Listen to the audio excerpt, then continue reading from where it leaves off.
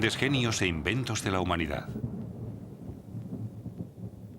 La bombilla de Thomas Edison.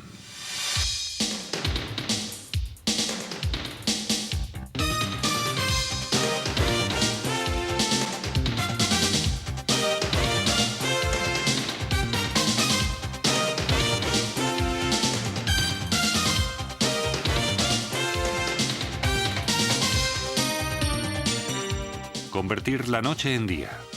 Con el descubrimiento de la luz eléctrica en el siglo XIX, el sueño se hizo realidad.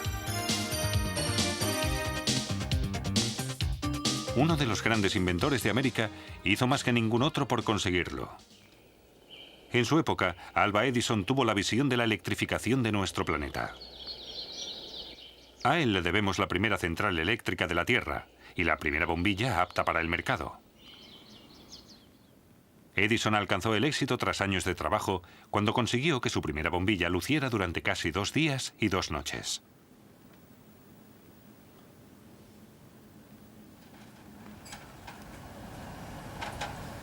Algún tiempo antes había abierto en Menlo Park, a las afueras de Nueva York, una fábrica de inventos única. Entre otras muchas cosas, él y su ayudante inventaron allí el fonógrafo, un precursor del tocadiscos. Más tarde, Edison abordó su proyecto más ambicioso. Quería sustituir el alumbrado de gas por luz eléctrica. Primero, buscó un material para el filamento de la bombilla, pero sabía que la bombilla era solo el primer paso. Sin una red eléctrica general, no podría competir seriamente con el extendido suministro de gas. Pall Mall, la sofisticada calle de Londres en 1807, cuando se encendió por primera vez el alumbrado de gas. Había casi 50.000 lámparas de gas por todo Londres. La red de distribución llegaba a tiendas y viviendas privadas. Inglaterra fue la pionera. Después se unieron otros países. A principios del siglo XIX, las lámparas de gas se extendieron a todo el mundo sin competidores, hasta que llegó la luz eléctrica de arco. Una descarga entre 2 barras de carbón, sometidas a una corriente, se hace visible en forma de arco eléctrico. Por su enorme rendimiento lumínico, en muchas calles y plazas se pusieron lámparas de arco eléctrico en lugar del alumbrado de gas, como aquí, en Berlín. Sin embargo, para las viviendas su luz era muy clara y poco económica. Heinrich Goebel había creado una fuente de luz para interiores, pero nadie lo sabía. El alemán vivía en Nueva York y era relojero. En 1854 fabricó la primera bombilla de luz eléctrica del mundo.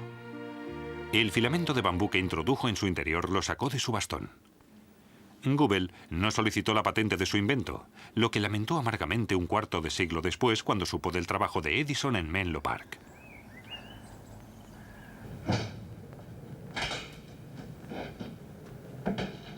Al empezar, Edison no sabía lo del filamento de bambú de Goebel. Acababa de fundar, con un capital social de $300.000, la Edison Electric Light Company. Su laboratorio funcionaba a pleno rendimiento. Contrató a 40 empleados para que trabajaran en bombillas y generadores.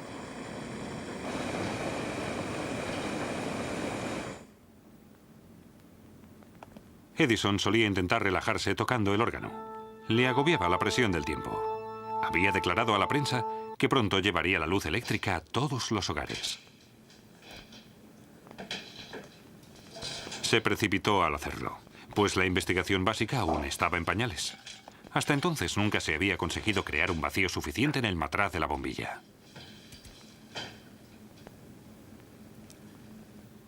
A veces, los empleados de Menlo Park no salían del laboratorio en días. Pero el más incansable era el propio Edison. Confiaba en su enorme don para la técnica y había invertido todo su dinero en su propósito de ofrecer al mundo la luz eléctrica.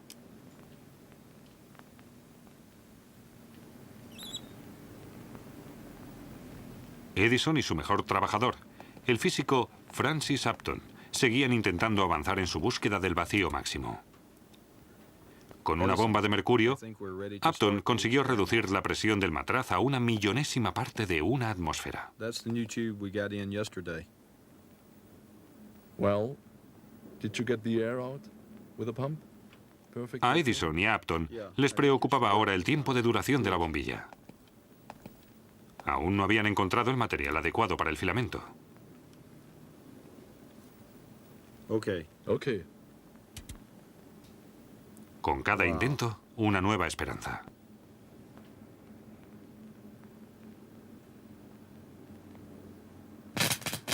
Y una nueva decepción. Experimentó con cientos de filamentos de metales como el platino y el iridio. Edison siguió investigando impasible y decidió probar suerte con fibras carbonizadas. Se encargó de que le llegaran hasta 6.000 tipos de fibras naturales de todos los puntos del mundo y probó sistemáticamente si eran aptas como filamento de la bombilla. Mientras tanto, Upton iba teniendo sus encontronazos con la electricidad.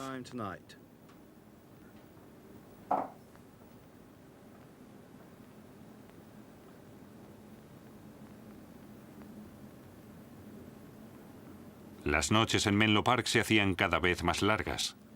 Upton no quería dejar en la estacada a su jefe. El momento de rendirse ya había pasado. Edison no dudó nunca que el momento del éxito llegaría tarde o temprano.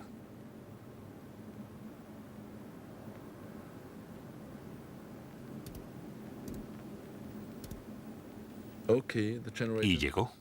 Después de casi 2.000 intentos, la noche del 21 al 22 de octubre de 1879. Con algodón carbonizado como filamento, la bombilla de Edison se iluminó durante más de 40 horas sin interrupción. La era de la luz eléctrica había comenzado.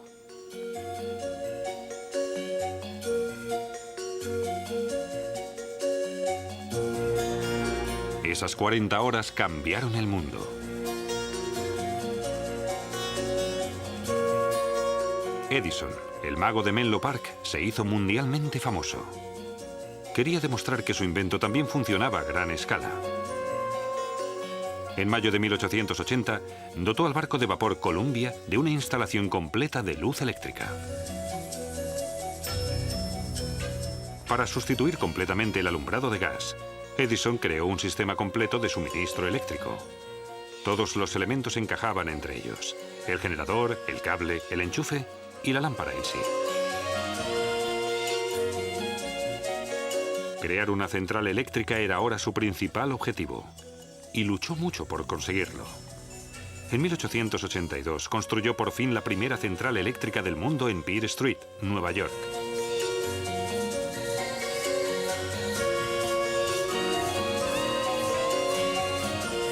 Cada uno de los generadores de vapor, llamados jumbos, pesaba 27 toneladas y generaba una corriente de 110 voltios, la misma que se utiliza en la actualidad en muchos países.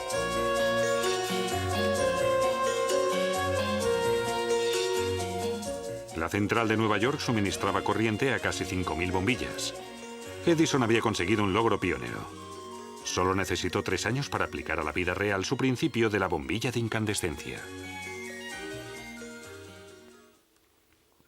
Lo complicado era que el filamento tenía que encenderse lo máximo posible, pero sin llegar a prender en ningún caso. El filamento es un conductor eléctrico. Cuando fluye la corriente, los electrones chocan con los átomos al pasar, y de ese choque se desprende parte de su energía. Como consecuencia, la agitación de los átomos es cada vez mayor y el filamento conductor se enciende.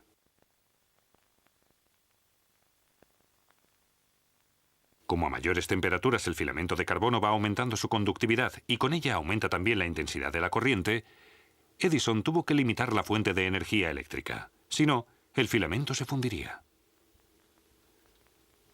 Al principio, los filamentos de Edison tendían a pulverizarse y en el matraz se formaba carbonilla. Para resolverlo, más tarde se recubrieron los filamentos de metal, con lo que se podía dejar de limitar la corriente eléctrica.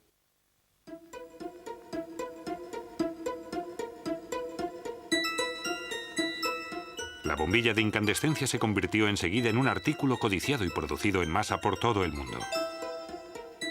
Su duración y su eficacia lumínica aumentaron enormemente con los filamentos metálicos de wolframio, con una temperatura de fusión de 3.000 grados. Una eficacia aún mayor permitió en los años siguientes una nueva forma de filamento, la espiral.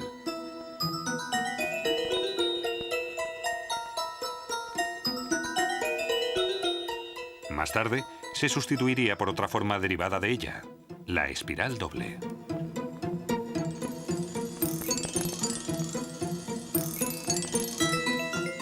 En 1887, Edison abrió una nueva fábrica en West Orange, Nueva Jersey. Hasta los años 90 del siglo XIX, su nuevo consorcio, la Edison General Electric Company, tuvo el monopolio de la producción de bombillas.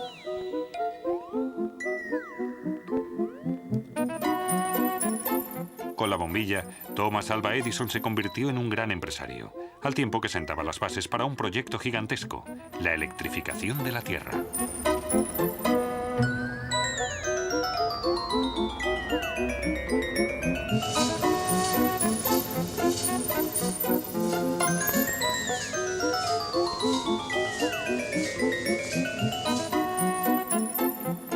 Se levantaron redes eléctricas en todo el mundo.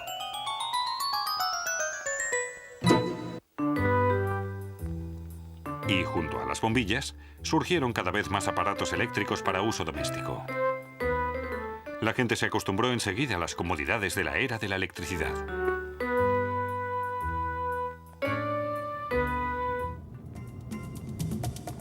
Las Vegas de noche.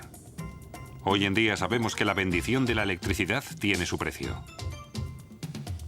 El uso irresponsable de energía eléctrica es uno de los mayores problemas de nuestro tiempo. Casi todos los tipos de producción de energía son perjudiciales para el medio ambiente o conllevan algún riesgo. Ahorrar energía, una obligación de futuro, pues la energía eléctrica es necesaria para mantener más cosas aparte de nuestras costumbres. La electricidad es un motor para la técnica y la cultura.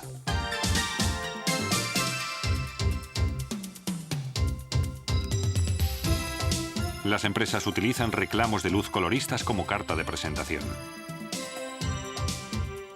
Estilizados cuerpos luminosos de diseño decoran algunas casas como carísimas muestras de determinados gustos.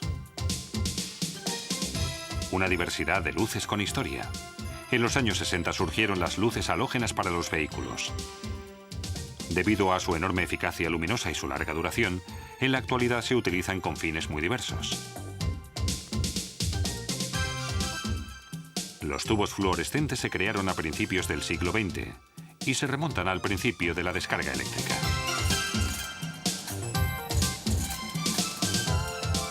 Duran más que las bombillas y aprovechan mejor la energía.